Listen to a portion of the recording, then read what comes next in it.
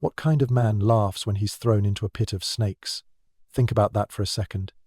Most people scream when they see one snake on the ground. But Ragnar Lothbrok, a Viking king, was dropped into a pit, crawling with hundreds of them, fangs sinking into his skin, venom spreading through his body. And instead of begging for mercy, he laughed. He even started to sing. This is not just a story about a brutal execution. It's about defiance. It's about a man so certain of who he was and where he was going after death that no amount of pain or humiliation could shake him. But before we get there, you need to understand who Ragnar was and why his enemies wanted him to die in such a cruel way. Ragnar wasn't born into power. He started as a farmer, but through courage, skill, and ambition, he became one of the most feared Viking leaders in history. His raids on England and France made him a legend. To his people, he was larger than life. To his enemies, he was a monster who came from the sea. Every time they thought they had seen the last of him, his ships would appear again on the horizon. But legends always make enemies, and Ragnar's greatest enemy was King Aela of Northumbria. To Aela, Ragnar wasn't just another raider. He was the man who had embarrassed him, who had burned his lands, who had made him look weak in front of his own people. When Aela finally captured Ragnar, he wasn't satisfied with killing him. He wanted to destroy him, body and spirit. So he had a pit prepared, not a simple hole in the ground, but a place filled with serpents, ladders, vipers, every kind of snake they could find. Imagine looking down and seeing the ground itself moving, hissing, striking. Just the thought of it is enough to make your skin crawl. Aela wanted Ragnar to suffer. He wanted the world to remember his death as something terrifying. Now picture the moment. Ragnar, bound and dragged before the pit. The air is cold, the soldiers jeer, and Aela watches with a cruel smile. Most men would break. Most men would beg. But Ragnar stood at the edge, looked down, and when they finally shoved him in, he did the one thing no one expected. He laughed. The snakes bit into his flesh, the venom burned through his veins, and yet Ragnar did not give Aela the satisfaction of fear. Instead, he lifted his voice and began to sing. He sang of Valhalla, the Hall of Heroes, where warriors feast after death. He sang of meeting Odin, and of the endless battlefields that awaited him beyond this world. His body was dying, but his spirit was untouchable. So I'll ask you again, what kind of man laughs in a pit of snakes? To understand Ragnar's death, you also need to understand the man who ordered it. King Aela of Northumbria. Aela ruled a kingdom in northern England during a time of constant threats. The coasts of Northumbria were wide open to Viking raids, and Ragnar had struck there before. For Aela, those raids were not just attacks on his land, they were personal insults. Every time Ragnar's men burned villages or carried off treasure, it made Aela look weak in front of his people. A king's power rested on his ability to protect his land. If he failed, he risked rebellion at home. His lords and his soldiers had to believe he was strong. But Ragnar made Aela look powerless. No matter how many men he sent, Ragnar kept coming back. It was humiliation, repeated again and again, and Aela carried that weight heavily. So when Ragnar returned to Northumbria once more, Aela saw an opportunity. This time, Ragnar had fewer men. His forces were smaller, and his usual advantage was gone. Aela's soldiers captured him, dragging him in chains to face the king he had mocked through his raids. For Aela, this moment was more than victory in battle. It was revenge. Finally, he had the man who had shamed him. Finally, he could show his people that the nightmare of Ragnar Lothbrok had been defeated. But killing Ragnar with a sword or an axe would not be enough. A quick death would still leave Ragnar with dignity, perhaps even honor. Aela wanted more than that. He wanted Ragnar broken. So he decided on a punishment that was as cruel as it was unforgettable, a pit of snakes. The kind of death that would terrify others, a death meant to erase the legend and replace it with horror. Aela wanted every Viking who heard of Ragnar's end to think twice before setting foot on English shores again. In his mind, this would not just kill Ragnar, it would destroy his name. It would turn his story from one of glory into one of fear. Aela thought he could control how Ragnar would be remembered, but he was wrong. Ragnar's capture did not happen at the height of his power. It happened at a time when his fortunes were slipping. For years, he had raided the coasts of England and returned home with victory. His enemies feared him, and his followers believed he could not be defeated. But pride, or perhaps fate, led him into one raid too many. When Ragnar sailed again to England, his force was small. Some say he underestimated his enemy. Others believe he wanted to prove that even with a few men he could strike fear into the English. Whatever the reason, this decision would cost him everything. His ships landed in Northumbria, the land ruled by King Aella, the very king who hated him most. At first, Ragnar's men fought bravely. They had always relied on speed, surprise, and ferocity, but this time the numbers were against them. The English army was ready, and they had the advantage. One by one, Ragnar's men were cut down or captured. The man who had once commanded armies now stood with only a handful of followers, and even they could not hold the line. Ragnar himself was taken alive. The great warrior who had terrified kingdoms was shackled, his weapons stripped away. Soldiers jeered as they dragged him before their king. To them, this was justice. To Aella, it was the moment he had been waiting for. The humiliation Ragnar had once caused him was now reversed. The feared Viking was no longer a raider storming villages, but a prisoner at his mercy. The image of Ragnar in chains spread quickly. Word travelled that the mighty king of the Vikings had been captured, and it gave Aella strength. He wanted the entire world to know that he had beaten the man who had mocked him with fire and blood. But it wasn't enough for Aella to simply announce victory. He needed to make Ragnar's death a warning. This is why Aella did not choose the sword or the axe. Those deaths were too quick, too clean. He wanted Ragnar to die in a way that others would fear. He wanted to break not only his body, but also his legend. So the order was given.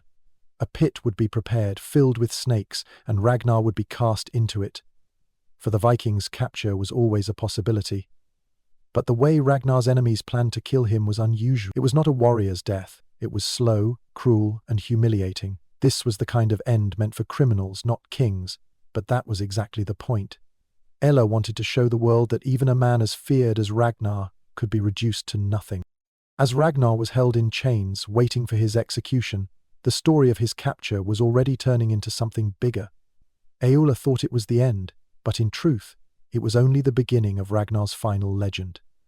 The pit was unlike any ordinary prison. It was a hole in the ground, deep enough that no one could climb out, and inside it was filled with snakes.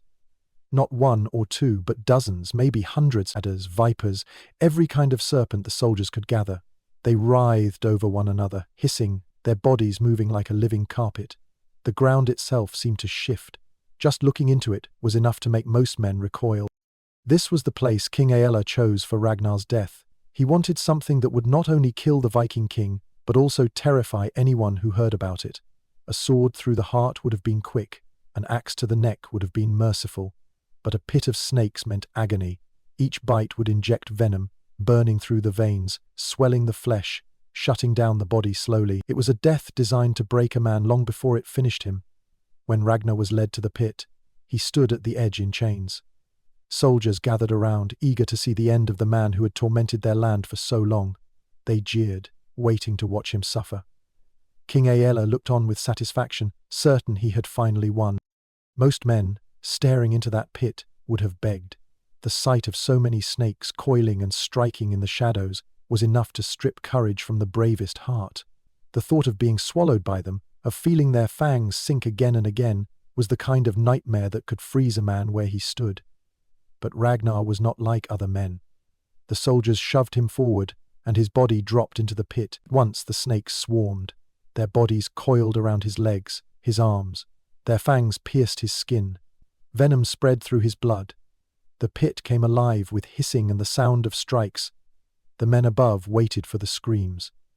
They wanted to hear the fear in Ragnar's voice, to see the terror on his face. But no cry came. Instead, something no one expected filled the air. Ragnar laughed. The snakes bit, the venom burned, and still he laughed. Then he began to speak. Not words of surrender, not pleas for mercy, but words of prophecy. He told Aella that his death would not be the end. He spoke of his sons, of how they would rise to avenge him, of how the little piglets would grunt when they heard how the old boar had suffered. For the soldiers, it was unsettling. This was not how a man was supposed to die. Aella wanted Ragnar broken, but instead Ragnar defied him with every breath. Even in the pit, covered in snakes, he held on to his pride. The pit of snakes was meant to destroy his legend. Instead, it made him immortal. Inside the snake pit, Ragnar did what no one expected. The serpents sank their fangs into his flesh. Venom spread through his body, bringing pain sharper than any blade. His skin swelled, his blood boiled, and yet he laughed. The sound echoed across the pit, startling even the soldiers who had come to see him broken. This was supposed to be a death of terror, a slow and humiliating end. But instead of begging for mercy, Ragnar looked up at his captors and mocked them with laughter. Then he began to speak. His voice, though strained with pain, carried strength.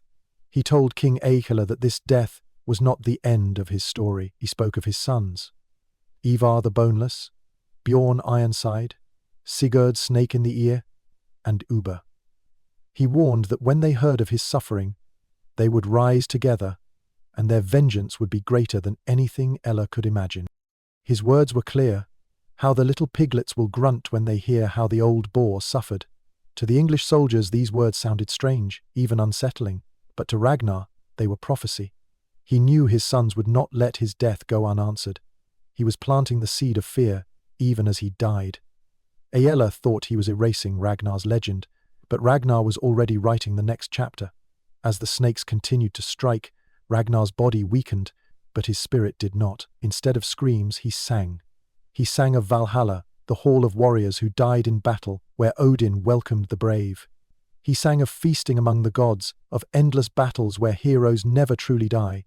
Every word was defiance. Every word reminded Ella that this was not a defeat, but a passage to something greater.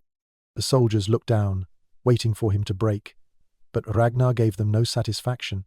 His laughter and his words turned their cruelty into his victory.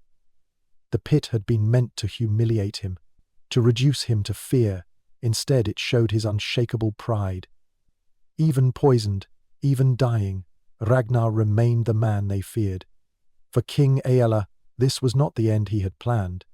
He wanted Ragnar to die, forgotten, remembered only for his screams. But Ragnar gave him something else. A death that would be told and retold for centuries. A death that inspired fear, not in him, but in his enemies. By laughing in the face of death, Ragnar Lothbrok ensured that his legend could not be destroyed. The pit of snakes did not silence him, it made him eternal. So what do we make of Ragnar's story? A king who began as a farmer, who rose through raids and cunning, who was feared across kingdoms, and yet met his end in a pit of snakes. Most men would have died in terror. Ragnar died laughing, but what does that really mean? Was it madness? Was it courage? Or was it something else? Faith that his death was only the doorway to Valhalla, to the afterlife of warriors? Ask yourself this. If you knew death was certain, how would you face it? Would you cry out for mercy? Would you close your eyes and pray it ended quickly? Or would you laugh, as Ragnar did, and remind your enemies that they had broken your body but not your spirit? Ragnar's story is not only about snakes or kings, it's about defiance. It's about how a man can turn even the cruelest defeat into victory by the way he faces it. Ragnar wanted to erase Ragnar's name. Instead, he gave Ragnar the stage for his greatest performance. His laughter in that pit was louder than the jeers of his enemies. His prophecy to his sons was sharper than any sword, and history proved him right. The great heathen army came. Ella was destroyed. Ragnar's story lived on. It still lives on now, more than 1,000 years later. That is the power of a legend. But legends also ask us questions. Why do we remember some men and forget others? What is it about Ragnar's laughter that still grips us? Is it because deep down we all fear death and admire anyone who faces it without fear? Or is it because his story reminds us that even when we lose everything, we can still choose how we meet the end? Think about it. Ragnar Lothbrok was thrown into a pit of snakes. He should have died forgotten. Instead, he died remembered.